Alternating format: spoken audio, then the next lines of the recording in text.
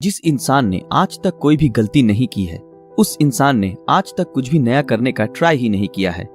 ऐसा ही कुछ मानते थे दुनिया के सबसे महान साइंटिस्ट एल्बर्ट आइंस्टाइन।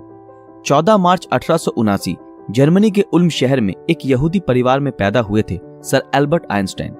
उनके पैदा होने के बाद डॉक्टर्स ने नोटिस किया कि उनका सर नॉर्मल बच्चों के मुकाबले काफी बड़ा था और वो एक एबनॉर्मल बच्चे के रूप में जन्मे थे। इसके बावजूद भी उनका दिमाग इतना तेज था कि आज तक कोई भी उनका मुकाबला नहीं कर पाया।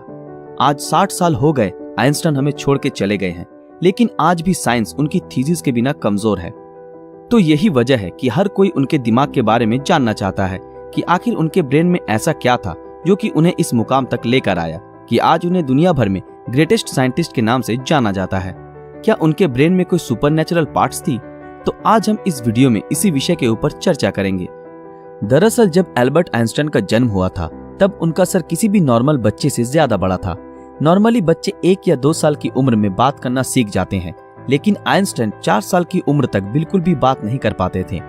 मगर एक दिन जब वो अपने माता पिता के साथ रात के खाने पर बैठे थे तो अचानक आइंस्टाइन ने कहा, सूप बहुत ही गर्म है। अपने बेटे को इस तरह एकदम साफ बोलता सुन उनके पेरेंट्स हैरान हो गए और खुश भी हुए। लेकिन बाद में जब उनसे पूछा गया कि अब तक तुम क्यों कुछ नहीं बोलते थे, तो आइंस्टाइन ने अजीब से जवाब दिया कि अब तक तो सब कुछ सही था। आइंस्टाइन के जीवन से जुड़े अजीबोगरीब किस्से यही नहीं रुके, बल्कि उनके बड़े होने पर भी उनकी कई ऐसी आदतें थी जिनके बारे में सुनकर हर कोई हैरान रह जाता है। जैसे कि एल्बर्ट आइंस्टाइन को डेट्स और फोन नंबर याद रखने में प्रॉब्लम होती थी, यहाँ तक कि उन्हें खुद का टेलीफोन नंबर भी याद नहीं रहता था। एक बार उनके एक सहकर्मी ने उनसे उनका फोन नंबर मांगा तो आइंस्टाइन उनके पास रखे टेलीफोन डायरेक्टरी में अपना नंबर ढूंढने लगे। ये देख के सहकर्मी ने चकित होकर बोला, आप अपना खुद का फोन नंबर क्यों याद नहीं रखते? तो आइंस्टाइन ने उनको कहा कि किसी ऐसी चीज को भला क्यों मैं याद रखूं जो मुझे किताबों में ढूंढने से मिल जाती है। आइंस्टाइन कभी भी जूतों के अंदर मोजे नहीं पहनते थे, क्योंकि उनकी टांगों की उंगलियां इतनी बड़ी थी कि बचपन में हमेशा टांगों की उंगलियों की वजह से मोजे में छेद हो जाते थे। इसलिए उन्होंने मोजा पहनना ही छोड़ दिया। यहाँ तक कि वो अपने जूतों के फीते भी दूसरों से बंधवाते थे, क्योंकि उन्हें जूते के फीते बांधना भी नहीं आता था।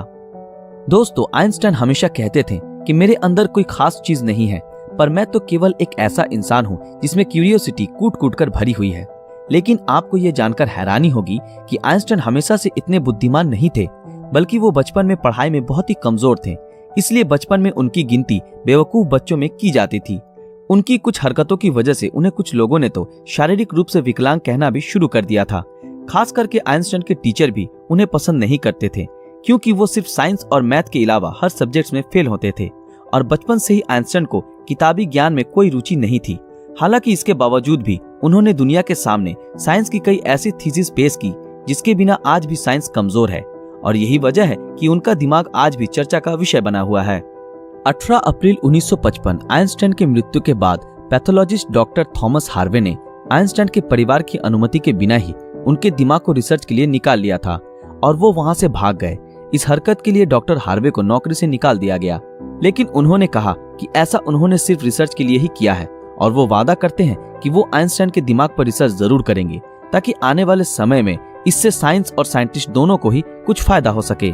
लेकिन रिसर्च के लिए परमिशन न मिलने के कारण डॉक्टर हार्वे ने आइंस्टाइन के दिमाग को एक जार के अंदर बेसमेंट में कैद रखा।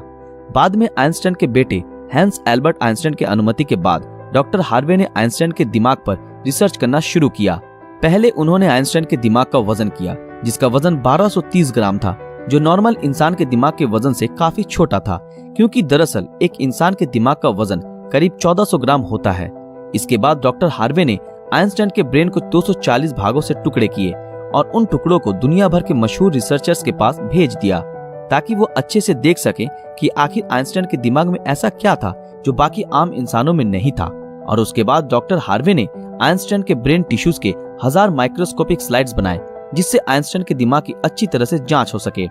रिसर्च के दौरान ये पाया गया कि आइंस्टाइन के ब्रेन में आम इंसानों से ज्यादा सेल्स थी।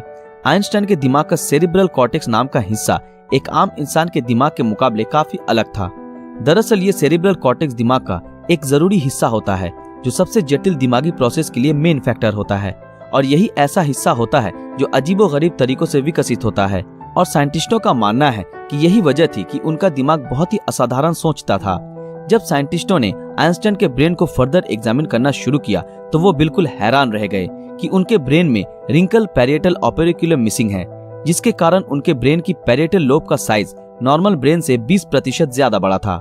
साइंटिस्टों का कहना है कि यही वजह है कि आइंस्टाइन की मैथमेटिकल स्किल और चीजों को इमेजिन करने की पावर नॉर्मल ब्रेन से ज्यादा थी और उनके दिमाग में न्यूरॉन्स की डेंसिटी 17% ज्यादा थी, जिस वजह से आइंस्टाइन को ज्यादा ब्रेन पार्ट मिलती थी। साइंटिस्ट के मुताबिक इसी वजह से आइंस्टाइन का कंसंट्रेशन और दूरदर्शिता औरों से कई ज्यादा था। साइंटिस्ट कहते हैं कि आइंस्टाइन के ब्रेन में ज्यादा फोल्ड थी, जो उनकी इंटेलिजेंसी का और एक कारण था। आइंस्टाइन का दिमाग 46 टुकड़े के रूप में अमेरिका के फिलाडेल्फिया शहर के मटर म्यूजियम में प्रिजर्व किया गया है। दोस्तों, आज साइंस ने कितनी तरक्की कर ली है, लेकिन इसके बावजूद आज भी आइंस्टाइन के दिमाग और इंटेलिजेंसी एक पहेली बनी हुई है। लेकिन साइंटिस्टों को आशा है कि फ्यूचर में किसी बेहतरीन टेक्निक के जरिए आइंस्टाइन के दिमाग को और भी बेहतर तरीके से जानने में कामयाबी हासिल होगी। डॉक्टर थॉमस ने आइंस्टाइन के दिमाग के साथ जो कुछ भी किया, क्या वो सही था या गलत? इस बारे में आपकी राय हमें कमेंट में जरूर बताएं। दोस्तों, आज के लिए बस इतना ही। आशा करते हैं आप लोगों को ये वीडियो पसंद आया होगा। तो फिर मिलेंगे अगले वीडियो में ऐसे ही किसी मजेदार विषय के साथ। अगर आप ऐसे ही और वीडियो देखना चाहते हो तो हमारे इस चैनल को सब्सक्राइब करके बेल आइकन ऑन कर दें, ताकि जब भी कोई नया वीडियो आए आप तक नोटिफिकेशन पहुंच जाए। अगर ये वीडियो आप लोगों को अच्छा लगा तो इस वीडियो को लाइक, कमेंट और ज्यादा से ज्यादा शेयर जरूर करें। तो मिलते हैं आपके साथ अगले वीडियो में, तब तक के लिए शुक्रिया।